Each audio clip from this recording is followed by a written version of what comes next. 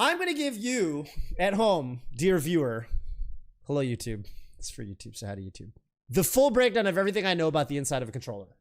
And the reason I'm doing this is because I had an experience the other day. That made me feel like, it made me realize this is information that is sorely like just lacking with a lot of people. There was an era where basically every Fox player in the Melee community could tell you what's what inside a computer. You could kind of diagnose basic controller issues.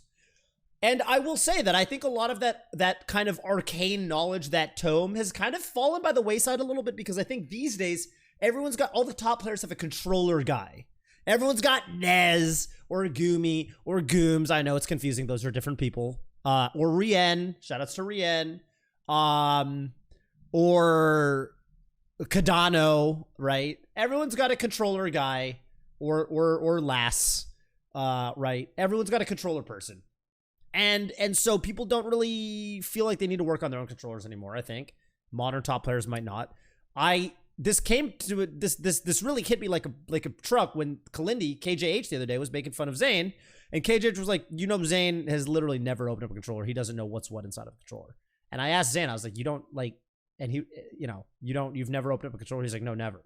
I wouldn't know what to do if I tried to explain how to reset his pivots or whatever, and he was like, oh man, that sounds complicated. You know what I mean? Maybe he's done it now. To be fair, this was actually quite a while ago. Maybe he's done it now, but at the time, KJH was roasting the shit out of Zane for not knowing what's what inside of a computer, inside of a controller. And there are some simple things that I think, you know, people run into these problems where it's like, oh shit, like my controller's acting up, but they don't really know how to go about. Sometimes there's a very simple fix. And honestly, I think it's just very helpful. And also a lot of fun, and it's a lot less intimidating than you might expect. I think a lot of people are going to look at this video, they're going to go, "Ooh, that sounds challenging." No, I'm a fucking dumbass. I'm a commentator. I'm a commentator, YouTube, and I'll tell you, I'm here to tell you,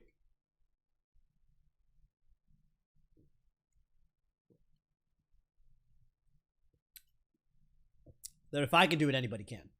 All right, for today, because I actually want to do a little something to my pal, the Golden Guardian. The Golden Guardian. I don't know if I've ever shown my controller off in a YouTube video before. I'm very proud of it. You might notice a couple things. Black Z button. Gold speckled black buttons. Gold speckled black. Oh, gold speckled black bald buttons, by the way. If you the side profile, they're smoothed out. Easy to multi-shine. Start button, D-pad. Black C-stick, but not cast resin. Some people don't like the cast resin. You might notice it's starting to yellow a little bit. That's because there's a real yellow C-stick under there. This is a painted black C-stick. So you got that original texture, not like the cast resin stuff. In fact, what I want to do eventually, you might notice the only buttons on this controller that aren't black are the trigger buttons. You see how they're still kind of gray? Thinking of taking this bad boy out, putting the black triggers from this bad boy into the Golden Guardian. How fucking clean would that look? Oh my fucking god, dude. How fucking clean would that look? Why not actual black C-stick? Okay, yeah, I mean, glad you asked. On your left, you see an actual black C-stick that is cast resin. It is black through and through. On your right, you see an official Nintendo C-stick painted black. You might notice the one on the right is a little uglier. It's starting to yellow in the middle because I've been playing with it. And the black paint is wearing off just a little bit. Now, some people don't like the feel of the cast resin black C-sticks. They actually like how the original Nintendo C-stick feels, so they want an original yellow C-stick that you paint black. I actually personally don't mind. I might actually eventually put the black C-stick, the cast resin one from this one, into the Golden Guardian. But the way I feel about it is, yeah, I don't personally care, but to answer your question, there are some people who prefer the feel of the official Nintendo C-stick, not the all-black one. Because the all-black one, I don't know if it's not 3D printed, but someone literally makes it. Someone that's not Nintendo, okay? It's like a third party. Let's actually do this. We're going to start by opening up Melee. I'm going to show off some common controller problems. So we're going to do this in two little parts. First, I'm going to show you some common controller problems and what you're looking for. And then I'm going to show you how to fix them. So it's going to be very simple. You could do it at home. Some of these things you can do at home. Some of these things you cannot do at home, but you're going to learn a lot about what's going on with your controller, and this is going to help you make an educated decision about, do I need a new controller? Is my current controller good? Is there anything I can do for my current controller to make it better? So buckle in. Now, I'm using 20XX, not Uncle Punch, I'm using 20XX for this, and the reason for that is in 20XX Hack Pack, I can press C-stick down, D-pad down, and you're gonna see a bunch of numbers down there. Now, this is helpful for reasons I'll show you later. But what it basically lets you do is you can see these numbers move around as I move the control stick around. And this basically shows you that X and that Y shows you where your control stick is. See that? And this can be very helpful for certain things. Shield drops being one of them. So, I would say far and away you get a brand new controller, and this is not a brand new controller. This is some primo stuff. But you get a brand new controller. I would say one of the most common problems a lot of people run into with a brand new controller. I would say the most common issue. Chat, say it with me. Chat, say it with me. It's snapback. A lot of brand new controllers, you have a problem called snapback, and it's pretty easy to understand. I think a lot of people probably don't realize what's going on here. So I'm going to tell you what's going on. And the good news is a lot of the time it goes away on its own. But what is snapback? You hear people complaining about it all the goddamn time. I'm playing Falco. I will say snapback affects you the most if you're playing Falco, Sheik, and Fox in roughly that order, I would say. Maybe Samus too, but I think Falco, Sheik, and Fox. I would say it is the most annoying. Now, what happens with snapback? Okay, so I want to do this, right? I want to wave that, not wave dash. I want to short up laser forward, and then maybe I want to grab this puff or something. You know, I want to be able to go laser, laser, laser. Maybe I want to be able to go like that. You know, do some edge guarding. Let's shoot some lasers, shoot some high-low lasers, go like that. And I want to be able to go this way. And I want to be able to turn around. I want to be able to shoot lasers backward. Maybe I'm running away from him and I want to go like that. Put some space between me and her. Like that. Right? You want to be able to shoot the laser in the direction you want. And the way you do that is you jump with Y. Well, you short hop. I'm trying to show you my controller right now. You're jumping, and then you're hitting a direction on, say you're trying to shoot a turnaround laser, like you're trying to go like that. What I'm basically doing is I'm short hopping with Y, and then I'm simply hitting to the right, and then I'm pressing B, and then my laser comes out facing right. So I'm jump, right, B. And you can see Falco's turning around, and all is well. Jump, left, B, Falco's turning around, and all is well. With snapback, what happens is when you flick the stick, actually, I should even show the inputs. Hang on a minute. Let me show the inputs here. Cool. So let me show that off again.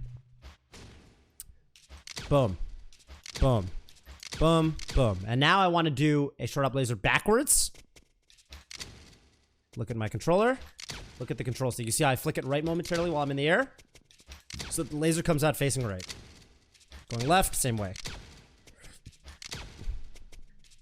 And even stuff like this. See that?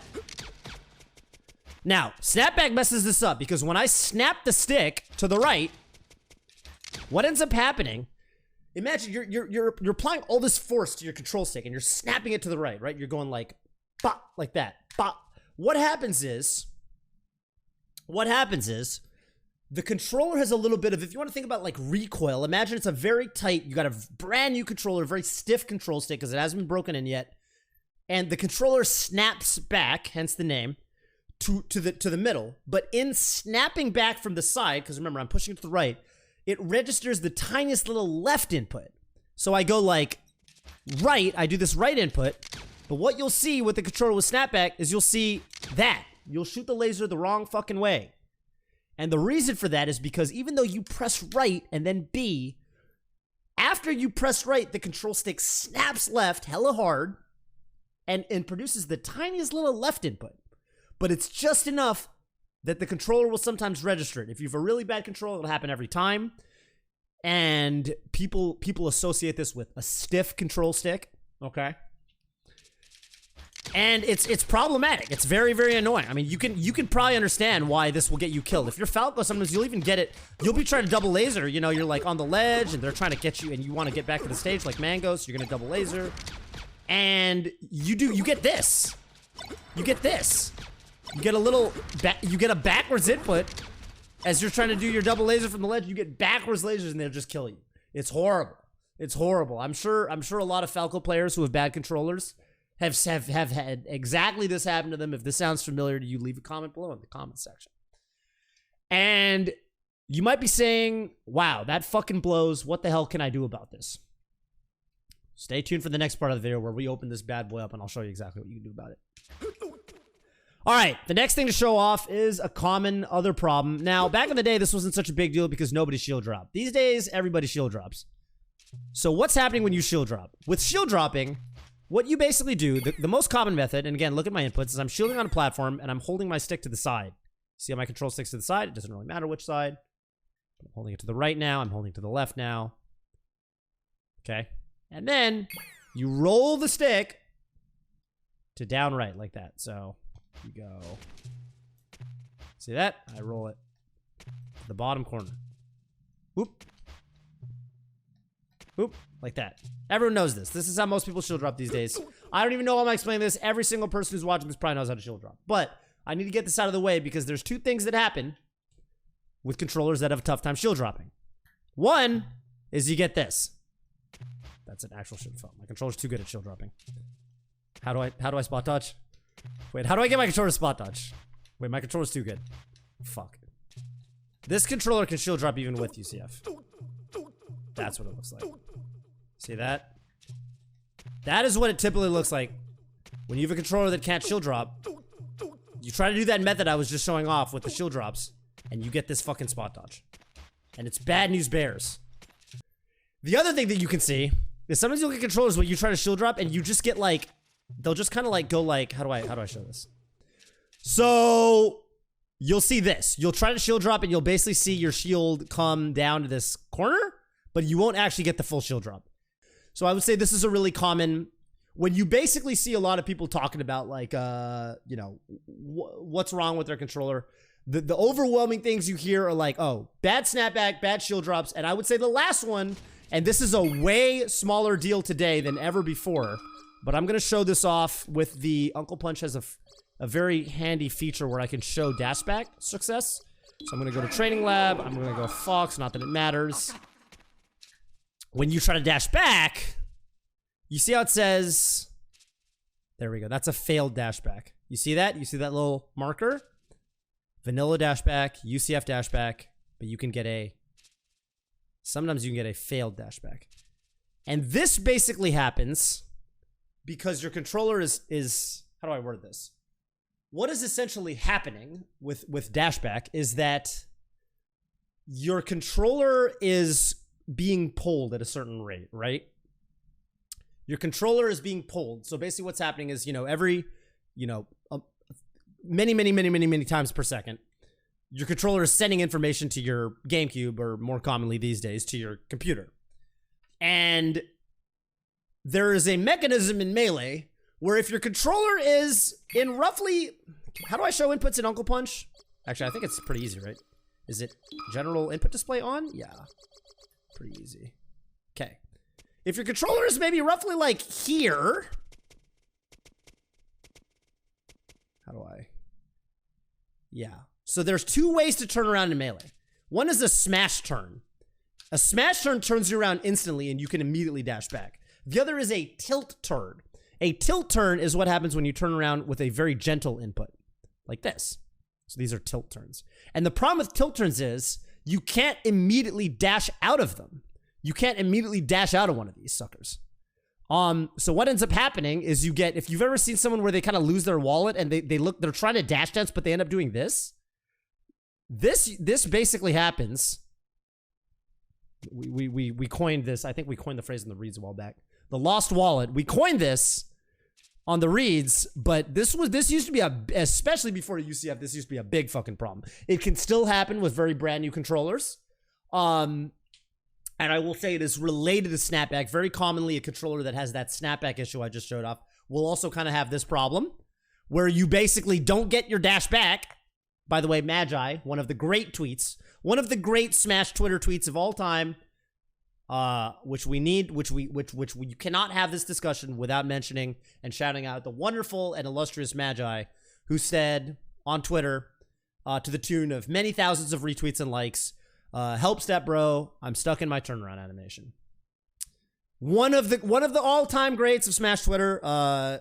Editor, be sure to put that front and center on the video. Just one of the all-time great tweets. Wonderful tweet. But you get stuck. You get stuck, and if you've ever played with the brand new controller, you know exactly how this feels. You basically are... I mean, think about it, right? Think about it. If I wanted to walk backwards, I'm moving my stick to the extreme, right? I'm moving it, but I'm not getting a dash because I'm doing it slowly enough. It's kind of related to that. You're basically getting this tilt-turn animation. You can't dash out of it immediately. And I think this might have been coded. I think maybe the reason this was programmed in was so that people could actually walk backwards if they wanted to. Because if you have if you don't have this problem, it's like too easy to dash back. And I actually used to kind of have this gripe with the Goom Wave, where the Goom Wave made it so easy to dash back. With the Goom Wave, sometimes I try to walk backwards, which is important. With Sheik, for example, you might down throw someone and then walk backward to tech chase them. And I couldn't walk back. Sometimes I would accidentally dash back, which was the opposite of the old days. The old days, you could never dash back. You're always walking back. But, you know, just goes to show you how deep this shit goes. So yeah, TLDR, you're getting the wrong turnaround animation. You can't dash out of it. And this is happening because why? The GameCube, or the computer, and by the way, thank you to Manus for the tier 1, is pulling your controller when it's, even as you're trying to do a dash back. So I'm here and I want to go boom, right? Boom. I want to dash. I want to dash back. I want to go grab that puff, right? Even as I do that, what happens as I'm moving the control stick, which happens in the blink of an eye, as I move the control stick from the middle of the controller to here? Well, I've got to pass through that zone. I've got to pass through the zone where I would get a tilt turn animation, rather. And so the controller might happen to pull, or the game might happen to pull for an input at the exact moment that my control stick is passing from the center of my controller to the edge. It might happen, right?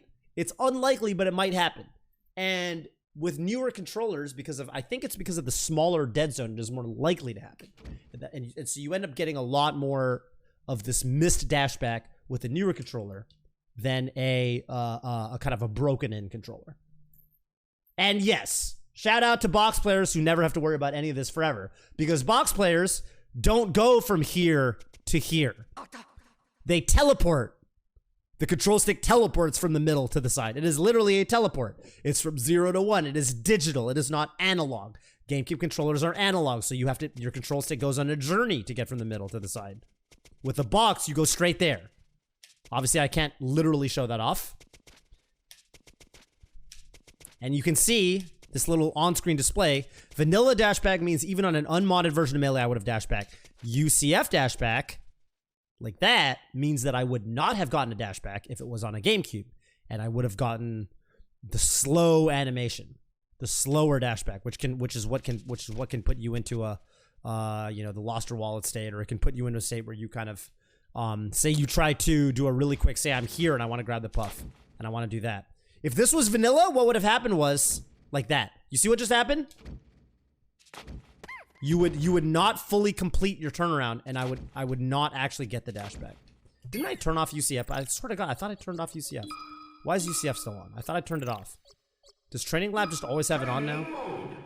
Anyways, that is basically how it works. So I would say snapback, dashback, and missed shield drops are the 3 biggest problems with controllers. Side note, a lot of these can also just kind of implement. They can have a lot of far-reaching effects too. Like I mentioned, when you miss your dashback, you're trying to get a punish, you're trying to chain grab somebody. You can't dash back to re-grab them on your chain grab or your up throw up smash, and you just kind of stand there in place grabbing thin air like a doofus, and they get a reversal.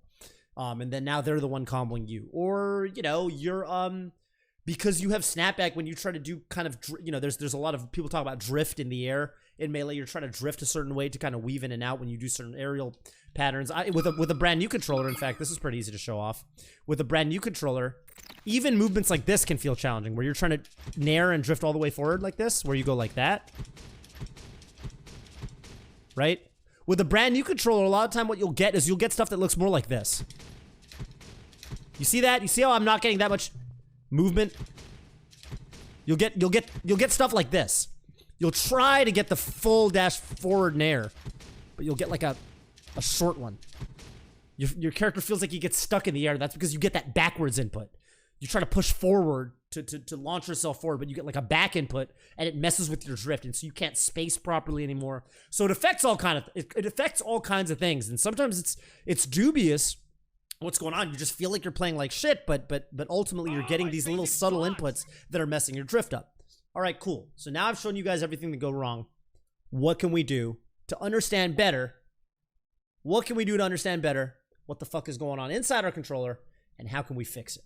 This is what you're gonna need if you're looking to open up your controller and follow along with this video guide.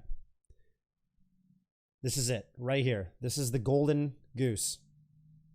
This is the one-size-fits-all tool. This is all you need. The tri-wing screwdriver. Look at the tip. I don't really know if you can see it. Well, you're gonna have to believe me. This is a tri-wing screwdriver. Phillips heads. There you go. You can kind of see it. Phillips heads have four little prongs, like a cross.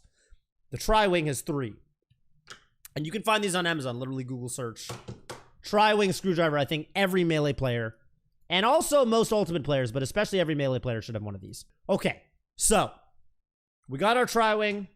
We got our controller. I'm going to open this bad boy up, and I'm going to show you the inside.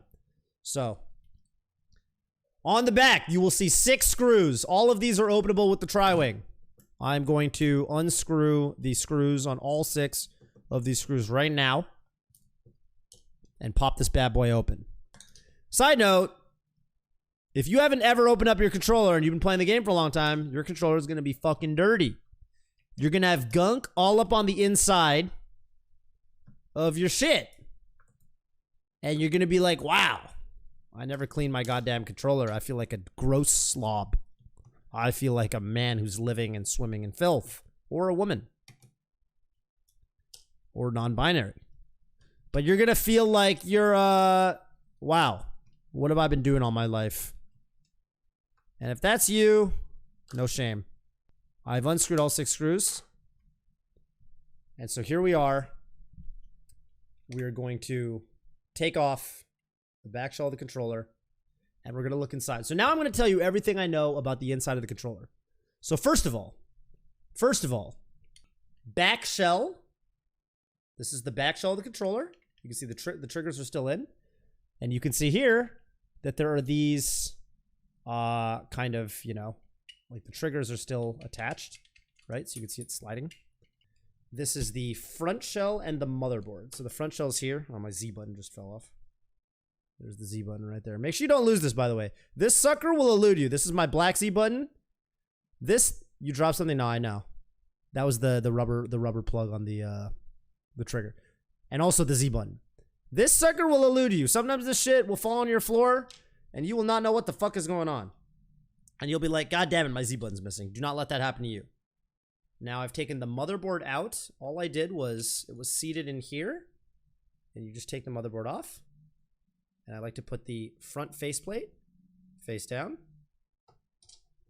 And this is the motherboard.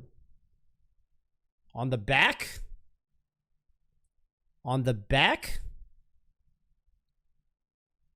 there is the rumble. You see where my middle finger's gripping right now? This is the rumble pad. This is what makes the controller rumble right here. Side note, if you want to remove this, you can just remove it. I don't like removing it. I don't play with rumble, but I like the weight. I like the added weight that having this adds. So I like to leave this, but I know people that just rip, they yank this motherfucker out. Now, that being said, you know, not telling you to do that. But you can literally remove that, and the only downside is that you won't have rumble in your controller anymore. This is where I want to introduce you guys to, what's the first thing I should show off? The first thing I should show off is probably, the Stickbox. So here's what the Stickbox looks like. You see these? This is the directional stick. This is the control stick. And what you can do, this is actually a rubber cap that you can just take off. So I'm going to pull this off. Doesn't require much force. And then you will actually see underneath the Stickbox, there's an actual white stick with 2 little black attachments on one side and the right side and the bottom side. The one on the right side is the Y potentiometer. The one on the bottom is the X potentiometer. So basically what happens is, as this, it's very bright, I know. As the stick wiggles, you see that? This goes in all kinds of directions. The black contraptions on either side are basically sending electrical signals to the, you know, to the system that are reading the inputs that are coming from what we call the Stickbox, which is this bad boy. So there's something you can do right now that I think a lot of people, this is a, how do I best sell this one? I would say right off the bat, there's a technique. I guess I should show this off with my C-stick.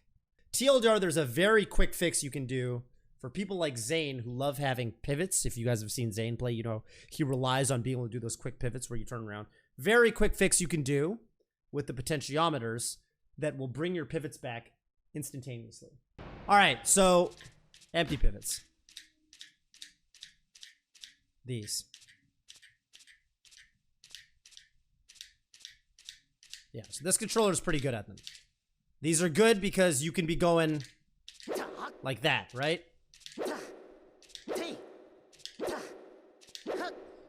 With some controllers, especially controllers that you've had for a long time, this is actually a very difficult technique to pull off. What I'm basically doing is I'm running left, and then I'm flicking the stick right very quickly, and he just stops in place. Empty pivot. And what that lets you do is, you know, we've all seen Zane, you know, you forward throw the puff, and you go like that. And you get a tip, which killed this Marth at 30%. So very clearly you can see why there's a lot of value in this technique. And it's easy as pie to do if your controller is good at pivoting. If your controller is not good at pivoting, let me switch to my other controller that is not good at pivoting. I'm going to try to do the exact same input, and I'll show you what it looks like. Exact same input, and I'll show you what it looks like. Okay, so we're here. This is what it looks like. I'm trying to do the exact, I swear my hand is doing the exact same thing. See that? You see what Martha's doing?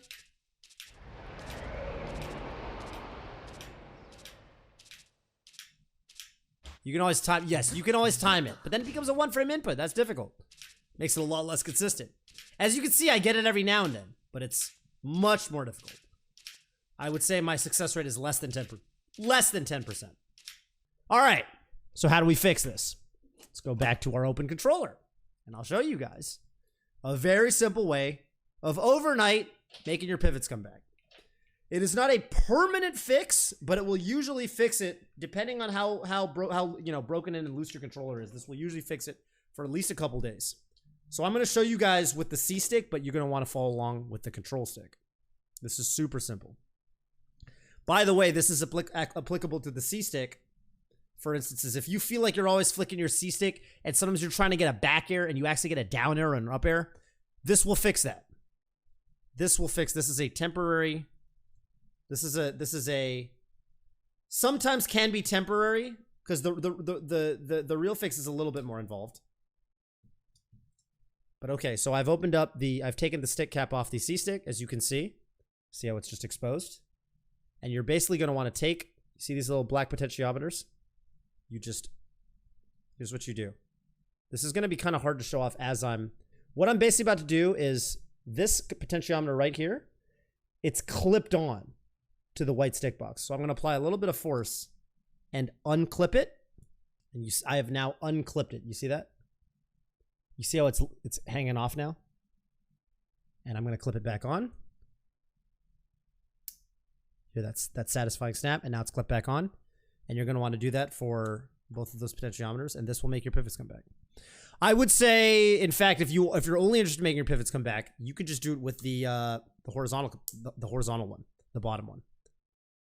Because that's the one that controls your X inputs. But I did it for both. So if this controller was giving me the wrong aerial, where you would get a down air instead of getting a back air or something like that, this 99 times out of 100 will solve that problem for at least quite some time. Sometimes it comes back, but it will basically make that problem pretty much fixed. And for Marth mains, especially like before a tournament or something like that, super, super useful, super valuable skill to be able to do just on your own. Okay, so whirlwind tour of the controller. I'll show off everything in the back plate. These are these rubber pads. Rubber pads. If I take this off, you can see the buttons are actually underneath them. This is a fucking B button. This is my B button. You see that? That's my B button. I'm going to put it back in. And it actually does help, I think, if your controller is excessively gunky. I think sometimes it can be, if you've played with a really gummy old controller, I would say one of the first things I would do is open that shit up, take these buttons out and clean them a little bit. Because you'll take these buttons out and there'll be dust and dirt all on the side of them. You see that? Even this one, you see how there's some like, you see how the sides of them where they're getting pushed in and out are a little bit like, you know, they're not as shiny because that's where there's a lot of kind of, you know, motion happening, I suppose, sliding against the side of the controller. If you've never cleaned your controller out, especially if you're getting your controller third hand off of eBay or something like that, I guarantee you these shits are dirty as fuck and they probably don't feel good. So I would take them out and I would clean them off. I think it's nice to have this is your rubber pad. This is what the buttons are pressing against that is connecting them to the motherboard. And this goes right on there. And if that's really excessively dirty or excessively dusty, that can make it a little bit more challenging to get your button inputs out. So I like to make sure these are nice and clean. Rubbing alcohol is perfect. Yes, good question from the chat. Thank you for paying attention. Rubbing alcohol, I would say, especially 99% isopropyl alcohol, just the strongest rubbing alcohol possible. 99% isopropyl alcohol on a cotton swab is the #1 way you can really make sure these are clean. I would just make sure there's no visible gunk on them or dust. To me, that's the bare minimum. But if you really want to make sure they're nice and clean, I would say 99% isopropyl alcohol on a cotton swab is perfect. Again, now we have so this is everything on the front plate. There's really not much. Again, it's just the buttons, the rubber pads that connect to the motherboard. The motherboard is the most complicated part. I've already shown you guys the stick box of both the directional stick and the C stick. Now we're going to look at the other side. I've shown you guys the rumble pack. These are the triggers, sliders. You see these? Look at these. Look at these right here. Look at these. Look at these. You see these? This slides up and down. It's hard to tell because it's black. But there is an actual slider that you can barely see is sliding up and down. You see that? These are the R and L button. Now, if you are having problems, sometimes you'll have a problem where you'll feel like your triggers are a little grainy, like there's a little bit of dirt in there or something. Sometimes it's like a little bit, it takes way more effort to actually press the trigger down than you feel like it should. It feels a little bit gross. Or if you simply feel like gameplay wise, sometimes you have a problem where you're light shielding. Every time you do an L cancel or wave dash, you land with your aerial, you try to do your L cancel, and you'll get this problem where your trigger is almost like stuck down for just the tiniest amount of time, and a light shield pops out. But basically, yeah, you try to light shield or you try to wave dash, and what basically happens is you wave dash, and then boop, your light shield comes out for just like a tiniest amount of time, and that's because your trigger is actually getting stuck. What I would suggest is you take either CRC or 3M, doesn't really matter the brand, but silicone lubricant, and you apply a little bit of silicone lubricant in these sliders, and you basically just get them lubricated. Do not use, very important, do not use WD-40. Do not use WD-40. I think that is not supposed to be good for plastics. Silicone lubricant, and you just spray a little bit in there, and you slide it up and down like that. Get it nice and lubricated. It's going to make your triggers feel good as new. And I would say that is one of the things that I've had to do now and then when I feel like my triggers are getting gunky or I'm having this light shield issue. That usually helps to solve that. And the last thing I'm going to show off is something that might not be in the usual controller, but you probably hear a lot of people talking about it on tournament streams and things like that. The capacitor. This is something that modders will add to a controller. That is this module right here. This is my capacitor. You might notice that written on it, it says vertical and horizontal. This is the best way if you have a brand new controller and you've got a little bit of cash to spend, not a ton, but if you've got enough cash that you're trying to shell out a little bit more, if you're trying to shell out a little bit more than what you might just get on eBay, A capacitor is the best way to solve the problem I talked about of snapback. Because what a capacitor does is it basically prevents those. Remember I mentioned there's those tiny little inputs where you flick the stick to the right, you get the tiniest little left input, and it makes your character turn around the wrong way when you're shooting a laser or throwing a needle or something like that, where it messes up with your drift. It makes those tiny inputs not quite register to the motherboard. It almost like soaks them up. I had a very handy MS Paint diagram that I made last time on stream demonstrating what a capacitor does in an electric circuit. And fortunately, I saved that. I saved that image so I can pull that up and show off my wonderful MS Paint art skills to all of you. Some of you may have seen me draw this on stream. So the way I like to visualize an electric circuit, and you're hearing this from a fucking professional because okay, professional is the wrong word. But I did take one semester of electrical engineering. So I had to look at all kinds of circuits that had these fucking things, and then you'd have this fucking thing. This is a capacitor, and then you'd have some shit, and this is like a circuit or whatever. So I had to do these. I had to care about these fucking things all the goddamn time. But I know you guys aren't electrical engineers the way I am. Shout outs to Calvin, my electrical engineering 125 lab partner, University of Washington. Good buddy of mine. Had a blast with that motherfucker. Anyway, this is what I believe is called a fish ladder. This is imagine a series of buckets. This is where we're visualizing this as if it's water flowing. But imagine the water this is going to be a layman's explanation here, but bear with me. This is basically what's going on. Imagine the water is like electricity flowing through a circuit. Now, if I pour a bunch of water into this top bucket, the water starts filling, and the water starts filling, it's filling up, but no water is getting the second bucket. No water is flowing into the second bucket. It's all getting caught in this first bucket. I'd imagine it goes on here. It's like a slope. But as soon as I put just enough water to clear this wall, the water will start flowing into the second bucket. But there's a certain amount of water I need to fill the first bucket with before it flows to the second bucket. Then the second bucket starts filling. Put a little more, put a little more, put a little more. And when I put just enough water in, when I pour just enough water, remember, more water's pumping in, then finally water starts flowing into the third bucket, and so on and so forth. So these are like staggered buckets that have these gates between them, if you will. A capacitor, this is basically the Suez Canal, yes. And there's a big boat stuck in it, big fucking boat. It's all problematic. It's ruining the worldwide economy. There's that one bulldozer. But basically, this is what's going on. Capacitors are kind of like these gates that separates the buckets. Capacitors basically make it in the most simple to understand explanation of what's basically going on with the fucking capacitor and electric circuit. And this is not the electrical engineering professor explanation. This is the TOEFL explanation where I'm trying to make you understand what the fuck is basically going on. A capacitor is kind of like a gate in this water contraption where it's basically saying when I have a capacitor, you need a certain amount of water in the bucket before any flows through to the next step.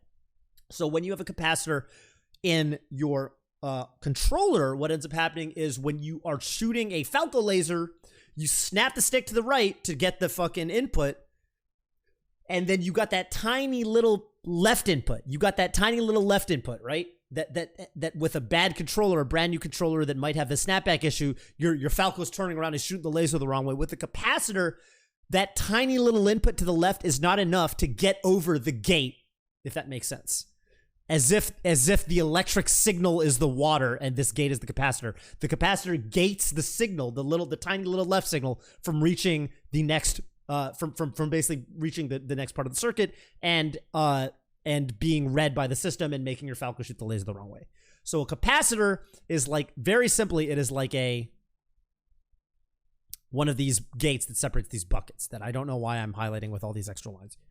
That is what I would say is the most simple way to understand, and the most simple like layman's like if you keep hearing people fucking talk about capacitors, this is how I've come to understand them, and I think that this is a pretty decent way to visualize what's going on. It's very challenging, I think, for people to visualize electricity because electricity does not behave like anything behaves in day to day. You don't see electricity. You don't literally see voltage throwing. It's obviously it's happening way too quickly.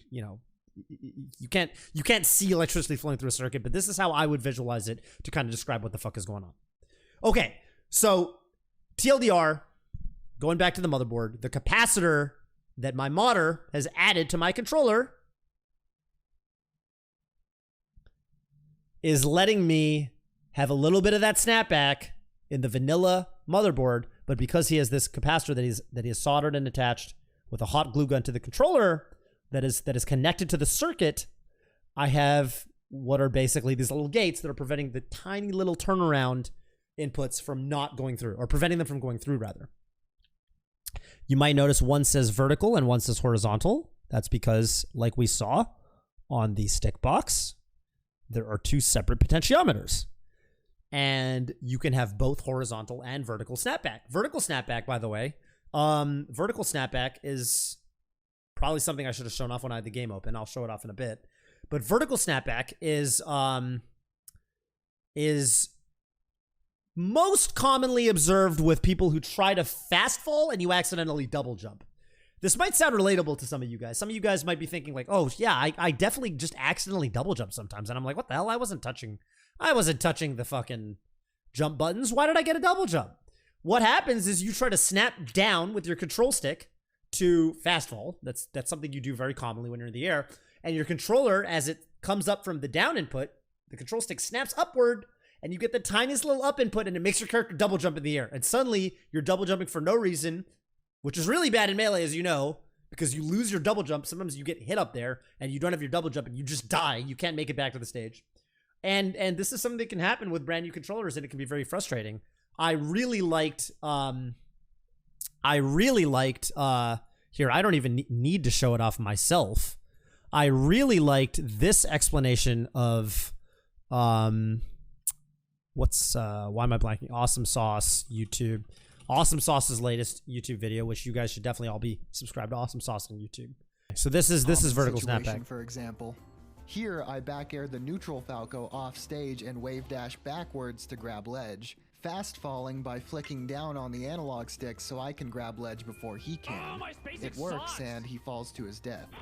However, in this clip, when I fast fall, my controller flips back vertical in snapback. the opposite direction, You got a double jump, causing me to waste my double jump, which allows my opponent to grab ledge first, and I contemplate quitting Melee. That is vertical snapback, and if you have it in your controller, it is frustrating. This capacitor, the vertical module, again, the vertical module makes it so that I don't have vertical snapback, and the horizontal model makes it so that I can shoot lasers the correct way. So that is basically what a capacitor does, and I would strongly suggest if you are looking to shell out, even the tiniest amount of extra money to make sure you have a good controller, I would say that they are very handy dandy. That being said, you do not need one. You do not need one to resolve your snapback problems. Look at the C-stick. Again, this is the back of the C-stick dangling here. You see how there's two little screws? I think that's what Reeve is talking about. Learn something new every day. You can remove the C-stick box and replace that with a brand new stick box from another controller. So if you're having problems getting the wrong aerial with your you're getting down air when you mean to back air, or up air when you mean to back air, or if you've got that problem where you're missing all your pivots, you could literally replace the stick box. And usually by replacing with a brand new stick box, you'll solve those problems. Something very important I want to point out right now, by the way. Snapback and dashback are correlated. If your controller has snapback, so you're shooting lasers the wrong way, you're throwing needles the wrong way, usually that goes hand in hand with the problem where you're missing your dashback. Okay, so if you have bad snapback on your controller, it usually means you also have bad dashback. In other words, you're missing your dashback. However, it is inversely correlated, I would say, in the general case with pivots. That problem I discussed earlier where you can have bad pivots on a controller, where your controller no longer pivots properly, I would say that usually as you break in a controller, snapback goes away. Snapback will eventually go away. You won't have that problem anymore. Your control stick will get looser and looser as it feels looser and more broken in. Your snapback will go away. You'll hit more dashbacks more frequently. However, this will usually come at the cost of your pivots. If you play with the controller for long enough, you will not be able to pivot with it anymore. This is just kind of something that happens, And that's because the springiness or the tightness of the control stick just kind of goes away over time. And so you get essentially, what is, well, the real thing that happens is potentiometer degradation, aka PODE, which is a phenomenon that degrades your potentiometers and makes it so you don't get those little recoil inputs like with Snapback, but it also unfortunately makes it so that pivots are almost impossible to get.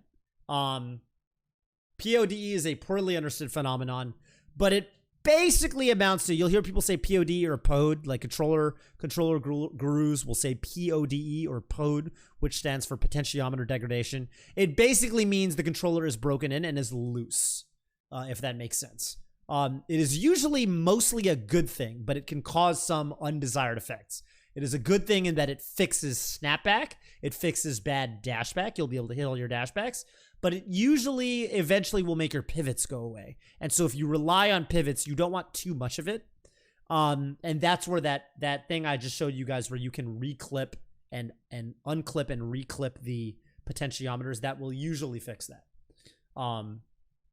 Okay, so I've shown you guys the capacitor, and again, strong recommendation here, but you don't need it. You don't need it, because if with a lot of controllers, and this is what we used to do back in the day, I used to literally buy 10 controllers off eBay, and I would play with all of them for a day or two, and I would decide which one would be the one, and I would try to break it in, and hopefully after 2 weeks, I could solve its snapback issues and everything would feel pretty good.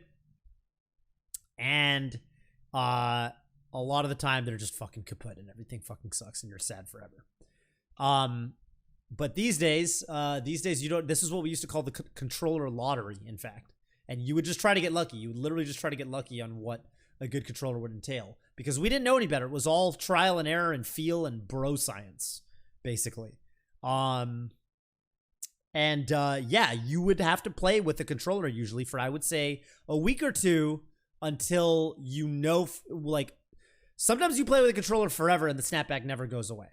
And sometimes you play with them for a week and the snapback goes away. And I would say that it was very common practice back in the day to basically just play with the controller for long enough to kind of determine, is this actually going to be a good controller down the road? Or is this one a bust? Is it going to ever feel kind of nice and loose, and not loose per se, but broken in, versus a controller that will always kind of feel tight and a little too stiff. And it was just pure trial and error. And I would say that a lot of where I think the disconnect lies for a lot of people is, a lot of people think that what controller modders today are doing is voodoo magic that makes controllers that are way better than what the average person could ever get their hands on.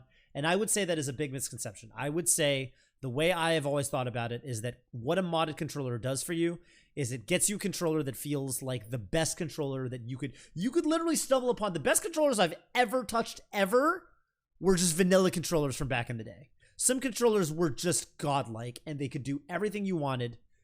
And I would say that what controller modders bring to the table is they can take what would otherwise be kind of a shitty controller and make it feel like a good controller, like you won the controller lottery.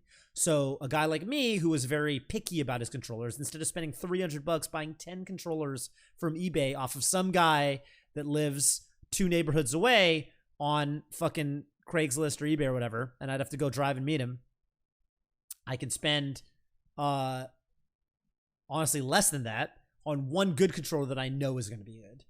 And so I think there's a little bit of a misconception that, man, you got to shell out so much money for controllers these days.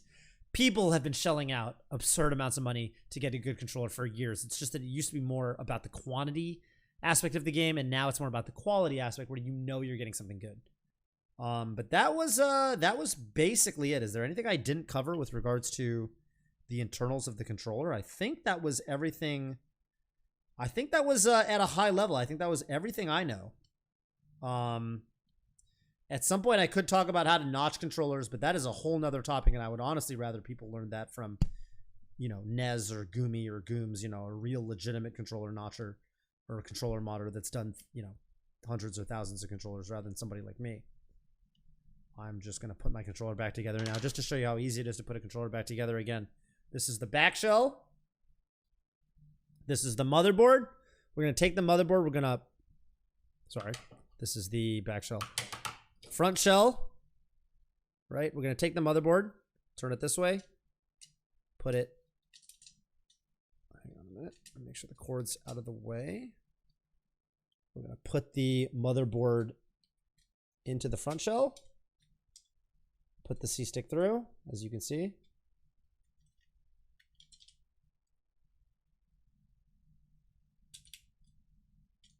And I'm just about ready to, can't forget the Z button. Gotta have your Z button.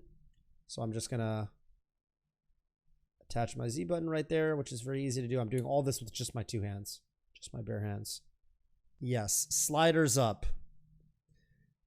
You know what? I should show this off. I should show this off. I should show this off. If I don't show this off, someone's gonna get confused and they're gonna fucking complain to me. You see these triggers? Trigger sliders, you see these? You see these? 12 Lee, what's up? Hi, hello, hi. You see these sliders? I showed them off earlier. Push them up. Push them up before you close your controller. If you do not push them up and you close your controller, your R and L buttons aren't going to work properly and you're going to be like, what's going on? Push them up before you close the controller. This is something that I didn't even mention because it's so second nature to me that I totally forgot you had to do that. But yes, you do have to do that. I just kind of do it without thinking now. What falls do I need for notches? Maybe okay, I don't know off. I would say this first and foremost. If you're looking for doing your own notches, I would say you do not want to look to me for that kind of information. We can link it in the description. Goomy or Gooms, one of those guys. I always mix them up, but I think it's Goomy has a how to notch guide, and I'm sure he links the good files you can get in that video. Here I can find that Goomy notch guide. Misspelled the word guide. How to notch a GameCube controller for Melee. 16K views. This is where you want to go if you want to notch your own controller. And I would say proceed with caution and be slow and easy does it. Slow and easy does it. Here's, you got your diamond falls right here. Okay, so he links diamond falls. He links some diamond falls. And these are what you want. 600 grit diamond falls. Yeah, these will do it for you. These will do it for you. They're a little bit pricey, but there's literal diamond in them. So there's literal diamond grit in them. So it kind of makes sense that these are quality tools. This is quality craftsmanship. Apparently Nez got these diamond files I have. Nez got these off Alibaba or something back in the day. So, all right. Well, that's the Toph Talk for today. Let's get into some gaming. Are we gonna play Unbeatable? Here's one thing I want to do real quick.